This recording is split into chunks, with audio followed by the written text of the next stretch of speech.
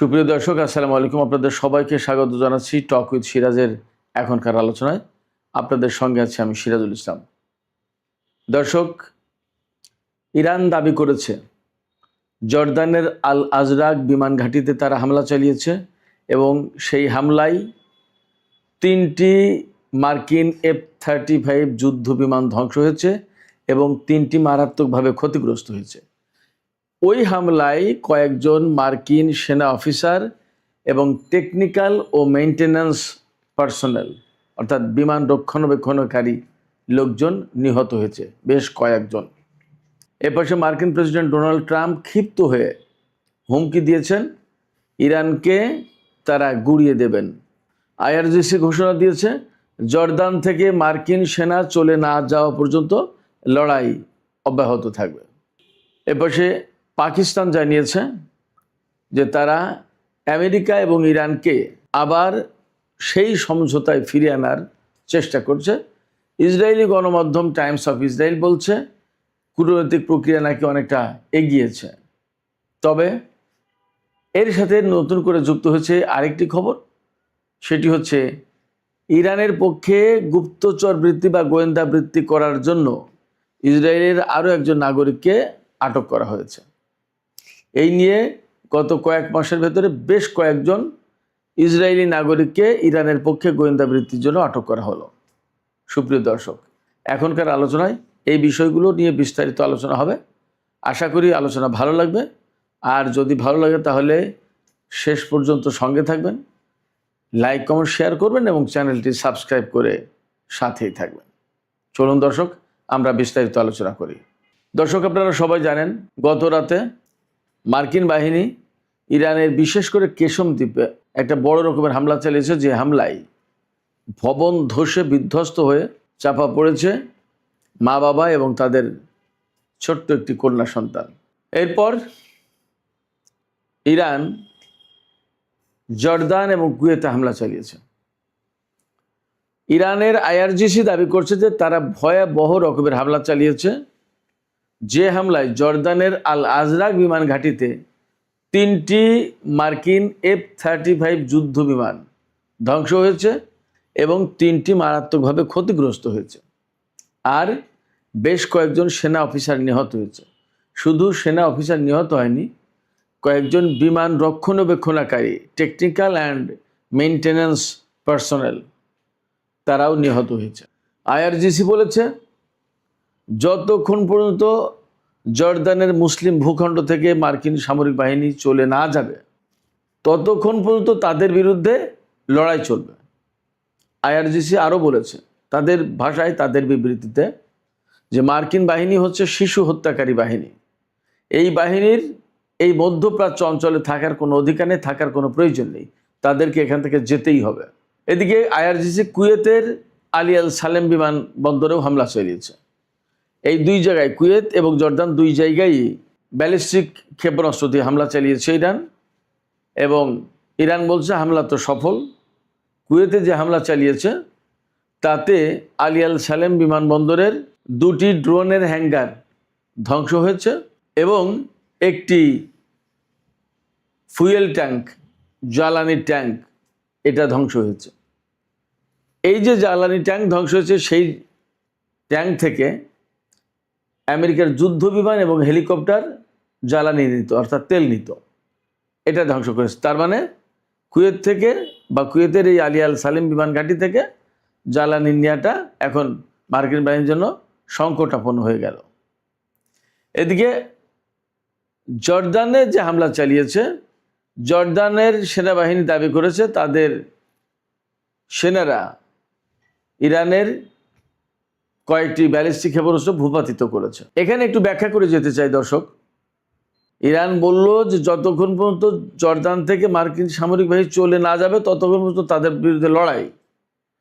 তার মানে ইরান কিন্তু একটা লক্ষ্য ঠিক করে দিল বা ঘোষণা করে দিল যে আমরা লড়াই করছি মার্কিন বাহিনীকে এখান থেকে বহিষ্কার করার জন্য, তাদের ভাষায়। যদি তাই হয় তাহলে কিন্তু ইরানের লক্ষ্য এখন পরিষ্কার।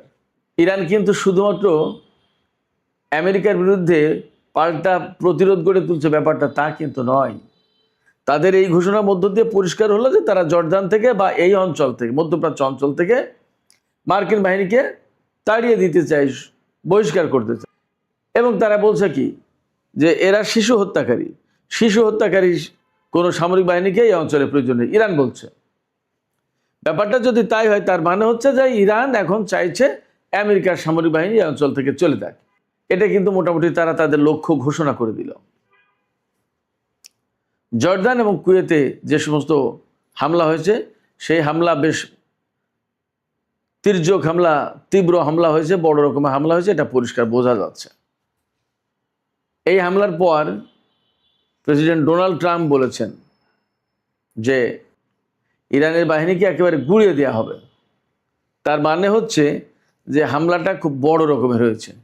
ইরান যে ক্ষয়ক্ষতির কথা দাবি করছে, যে 3টি F-35 যুদ্ধ বিমান ধ্বংস, 3টি F-35 যুদ্ধ বিমান ক্ষতিগ্রস্ত, কয়েকজন সেনা কর্মকর্তা এবং টেকনিক্যাল অ্যান্ড মেইনটেন্যান্স পার্সোনাল নিহত, তারপরে কুয়েতে জ্বালানি ট্যাঙ্কার, ড্রোনের হ্যাঙ্গার ধ্বংস, এই সমস্ত থেকে বোঝা যাচ্ছে যে ভালো রকমের ক্ষয়ক্ষতির মুখে পড়েছে মার্কিন সামরিক বাহিনী। ইরান তাই দাবি করছে। এর প্রেক্ষাপটে কিন্তু ডোনাল্ড ট্রাম্প ইরানকে একদম গুঁড়িয়ে দেওয়ার, একদম 12টা, ইংলিশ অশালীন শব্দ ব্যবহার করেছে, সেটা বলা যাবে না, একেবারে 12টা বাজিয়ে দেওয়ার ব্যবস্থা করবেন তিনি, এই রকম হুমকি দিয়েছেন।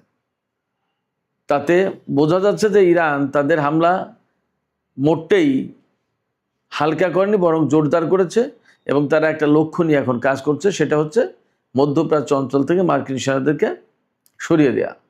ডোনাল্ড ট্রাম্প যদিও এইরকম বারবার ইরানকে গুঁড়িয়ে দেওয়ার বা মুছে দেওয়ার বা একদম শেষ করে দেওয়ার হুমকি দিচ্ছেন, কিন্তু তিনি বাস্তবে এই পর্যন্ত এইরকমের বড় কোনো হুমকি বাস্তবায়ন করতে পারেননি। এটা আমরা মোটামুটি কম বেশি দেখছি। এ নিয়ে খোদ মার্কিন গণমাধ্যম থেকে শুরু করে পশ্চিমা বিভিন্ন গণমাধ্যমে আলাপ আছে। তাহলে কি হবে বা কেন পারছে না? এই জায়গায় পশ্চিমা গণমাধ্যমগুলো আরও পরিষ্কার করে বলছেন যে ডোনাল্ড ট্রাম্পের আসলে যুদ্ধের কোনো লক্ষ্য এবং সুনির্দিষ্ট কোনো নীতি বা একটা পরিকাঠামো, একটা গাইডলাইন, এর কোনো কিছু নেই। তিনি যে কেন যুদ্ধ করছেন, কিভাবে করছেন, কেন, কোথায় গিয়ে থামবেন, তার লক্ষ্যটা কি কি হলে তিনি যুদ্ধ বন্ধ করেন, কোনো কিছু পরিষ্কার নেই। একবার বলেছেন সরকার পরিবর্তন, একবার বলেছেন পরমাণু কর্মসূচি ধ্বংস করা, একবার বলছেন হরমুজ প্রণালী ওপেন করা, ইত্যাদি ইত্যাদি। এখন কোন লক্ষ্য নিয়ে যুদ্ধ করছে তার পরিষ্কার না। সেই কারণে ডোনাল্ড ট্রাম্পের এই যে হুমকি, যে তিনি ইরানি বাহিনীকে বা ইরানকে একদম গুঁড়িয়ে দেবেন বললেন, যেটা, এই হুমকিটা বাস্তবায়ন করতে পারবেন কিনা তিনি, সেটা বেশ একটা প্রশ্নের ব্যাপার।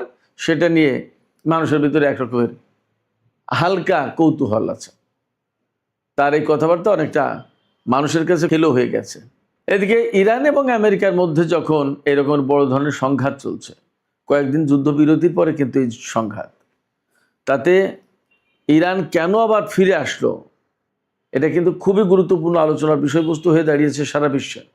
প্রশ্ন একটাই, যে যুদ্ধবিরতি হলো, ইরানও যুদ্ধ থামিয়ে দিল, তারপরে হঠাৎ করে কেন তারা আবার মার্কিন ঘাঁটিতে হামলা চালালো? আমি এ নিয়ে যদিও একটু ব্যাখ্যা দিয়েছিলাম গত পরশুদিন সম্ভবত, তারপরেও আমি আজকে একটু ছোট্ট করে বলি যে বেশিরভাগ বিশ্লেষক এভাবেই মনে করছেন যে ইরান আসলে মার্কিন সামরিক বাহিনীর অবস্থা, তাদের শক্তি সামর্থ্য কেমন আছে এখন, সেটা বোঝার এবং দেখার চেষ্টা করছে, এবং সম্ভবত ইসরায়েলের বিরুদ্ধে পরবর্তীতে অভিযান শুরু করতে পারে ইরান। কারণ আমরা দেখছি মধ্যপ্রাচ্যের অর্থাৎ উপসাগরীয় অঞ্চলের দেশগুলোর ঘাঁটি প্রায় তছনছ করে দিয়েছে বিভিন্ন গণমাধ্যম থেকে আমরা যে সমস্ত খবর পাচ্ছি। তাই যদি হয়, এরপরে কিন্তু একদম শেষ পর্যায়ে ইসরায়েলের আগে আর এখন বাকি জর্দানেও কিন্তু প্রচুর ক্ষয়ক্ষতি করেছে। তো ব্যাপারটা যদি তাই হয়, তাহলে এই উপসাগরীয় অঞ্চল থেকে ক্লোজ করতে করতে করতে জর্দানি নিজে ঠেকিয়েছে। জর্দান থেকে ক্লিয়ার করার পরে তখন কিন্তু মেবি সম্ভবত ইসরায়েল ইরানের টার্গেটে পরিণত হয়ে যেতে পারে। যদি তাই হয়, তাহলে ধরে নিতে হবে যেটা চূড়ান্ত যুদ্ধের বা চূড়ান্ত লড়াইয়ের সূচনা, শুরু। জানি না আসলে কি হচ্ছে। সুপ্রিয় দর্শক, ইরান এবং আমেরিকার মধ্যে যখন এরকম গুরুগম্ভীর, মানে মারাত্মক যুদ্ধ চলছে, তখন পাকিস্তান বলছে, পাকিস্তানের পররাষ্ট্র মন্ত্রণালয় 30 জুলাই বৃহস্পতিবার জানিয়েছে যে ইরান এবং আমেরিকাকে ইসলামাবাদ সমঝোতা স্মারক যেটা সই হয়েছিল সেই স্মারকে, সেই লিখিত সমঝোতায় ফিরে আনার একটা চেষ্টা চলছে। যদি তাই হয়, যদি ফিরে আনার চেষ্টা সফল হয়, তাহলে যুদ্ধবিরতি হবে, আবার আলোচনা শুরু হবে। আর যদি এটা সফল না হয়, তাহলে যুদ্ধ আরও ভয়ঙ্কর রকমের অবস্থা ধারণ করবে, ভয়ঙ্কর রূপ ধারণ করবে, মোটামুটি এটা বলা যাচ্ছে। এর মধ্যে ইসরায়েলের এক গোয়েন্দাকে আটক করেছে, মানে ইসরায়েলি নাগরিক ইরানের পক্ষে গোয়েন্দা বৃত্তি করেছিল, সেই অভিযোগে ইসরায়েল আটক করেছে। তার বিরুদ্ধে এরই মধ্যে অভিযোগপত্র দায়ের করা হয়েছে। সেই অভিযোগে বলা হয়েছে যে আমির হিশাম মোহাম্মদ টিটি, এই ব্যক্তি ইসরায়েলের প্রেসিডেন্ট আইজাক হারজগ এবং অর্থমন্ত্রী বেজালেল স্মোটরিচ, তাদের দুইজনের উপরে গুপ্তচর বৃত্তি করেছে। এই দুইজন উত্তরাঞ্চলের একটা হাসপাতাল পরিদর্শনের সময় তাদের ছবি তুলেছে এবং সেগুলো নাকি 34 বছর বয়সী এই আমির হিসামের ইরানি হ্যান্ডলারের কাছে পাঠিয়েছে। এবং নর্মালি এই ধরনের কর্মকাণ্ডের বিপরীতে তারা টাকা পেয়ে থাকে, ডলার পেয়ে থাকে। এই রকম অভিযোগ কিন্তু এইটা প্রথম না। এর আগেও আমি নিজে ভিডিও করেছি কয়েকবার, যে এরকম বেশ কয়েকজন গুপ্তচরকে ইসরায়েলের ভেতর থেকে আটক করা হয়েছে এবং তাদেরকে কারাগারে বা বিচারের সম্মুখীন করা হয়েছে। তাতে বোঝা যায় যে ইসরায়েলের ভেতরে ইরান প্রচুর সংখ্যক এজেন্ট ঢুকিয়ে দিতে পেরেছে এবং ক্ষণে ক্ষণে সময়ে সময়ে তাদের তথ্য ইরানের কাছে চলে যাচ্ছে। এটা ইরানের জন্য নিশ্চয়ই স্বস্তির কারণ, ঠিক বিপরীতে ইসরায়েলের জন্য মারাত্মক রকমের অস্বস্তির কারণ। সুপ্রিয় দর্শক, এখনকার আলোচনা এখানে শেষ করতে চাই। আলোচনা শেষের আগে আপনাদের কাছে জানতে চাই আপনাদের মত কি। ইরান যে দাবি করলো, ইরানের আইআরজিসি, এই খবর কিন্তু পাকিস্তানের এক্সপ্রেস ট্রিবিউন দিয়েছে, আল জাজিরা দিয়েছে এবং ইরানের রাষ্ট্রীয় বার্তা সংস্থা ইরনা দিয়েছে, বেশ দায়িত্বশীল জায়গা থেকে। আইআরজিসি বলছে যে আমেরিকার 3টি F-35 যুদ্ধবিমান ধ্বংস করা হয়েছে, 3টি মারাত্মকভাবে ক্ষতিগ্রস্ত হয়েছে এবং বেশ কয়েকজন সামরিক কর্মকর্তা নিহত হয়েছে। আপনারা কি মনে করছেন, এই খবরের সত্যতা কেমন বলে আপনাদের কাছে মনে হয়? 1, 2 হচ্ছে, আপনারা কি মনে করছেন যে ইরান আসলে চূড়ান্ত লক্ষ্য নিয়েই এই সাম্প্রতিক যুদ্ধ, অর্থাৎ 29 জুলাই থেকে যে যুদ্ধ শুরু করেছে, এই যুদ্ধটা শুরু হলো চূড়ান্ত লড়াইয়ের লক্ষ্যে? আপনাদের মতামত জানিয়ে কমেন্টে লিখতে পারেন। আর ভিডিও ভালো লাগলে লাইক, কমেন্ট, শেয়ার করবেন এবং চ্যানেলটি সাবস্ক্রাইব করে সাথেই থাকবেন। দর্শক, এখনকার আলোচনা এখানে শেষ করতে চাইছি। আপনারা সবাই অনেক অনেক ভালো থাকুন। আল্লাহ হাফেজ।